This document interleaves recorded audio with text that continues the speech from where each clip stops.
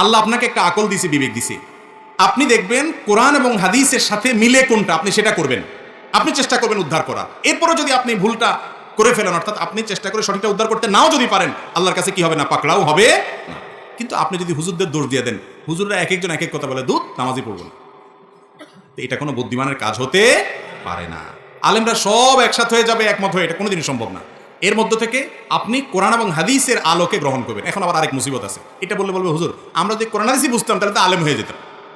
না, আপনি আলেম হওয়া জরুরি না, কিন্তু কতটুকু ভালো মন্দ এতটুকু পরখ করার মতো বুদ্ধি আপনার মাথায় থাকা উচিত। একজন লোক লেখাপড়া জানে না, নিরক্ষর, এই বেচারার জমি রেজিস্ট্রি হয়েছে তার নামে, রেজিস্ট্রি হয়েছে কিনা ঠিক মতো, দলিলটা আয় না, বৌমার কাছে চলে যায় প্রথম, যে বলে বৌমা তুমি তো মেট্রিক পাস করছো, দেখো তো এখানে দলিলে কি লেখা, আমার নাম বাপের নাম আসেনি, দেখো তো দাগ টাগ সব ঠিক আছে কিনা।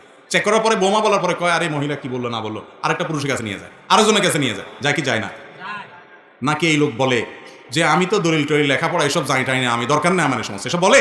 সে কিন্তু তারটা যাচাই করার চেষ্টা করে, 50 টাকাটা লাউ কিনবেন, নখ ঢুকাইতে ঢুকাইতে ঢুকাইতে 4-5 দাগ সেটা বানায় ফেলেন, ঠিক না? ঠিক, যাতে পিওরটা নিতে পারেন। হ্যাঁ, মুরগি কিনবে বাজারে, টিপতে টিপতে মুরগির আওয়াজের চোটে শেষ।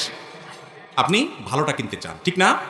ভাইরে 50 টাকা লাউ কিনতে যদি এত টিপাটিপ করেন, এত যাচাই করেন, দলিল জমির বুঝেন না তাও 10 জনের কাছে যান, বুঝার চেষ্টা করেন, আর জান্নাতে যাবেন, 10 দুনিয়ার মালিক হতে চাইবেন মিনিমাম, আর সেটার জন্য বলবেন যে দুধ আমি তো এত কিছু বুঝি না, থাক তাহলে ঝামেলা চলবে? চেষ্টা করতে হবে। আপনি কিচ্ছু বুঝেন না, 7 সমুদ্র 13 নদী পার হইয়া ভিসা টিকিট কিনা বিদেশ চলে যান, টাকা কামাই নিয়ে আসেন, সবই তো বুঝেন মাশাআল্লাহ। দিনের ব্যাপার আসলে বলেন যে এত ঝামেলা কে বুঝে, হুজুর এসব কামড়া কামড়ি করে, আমি এসবে নাই। আপনি ফেরেশতার সাজেন, জান্নাত আপনার মতো আলস মানুষের জন্য আসেন।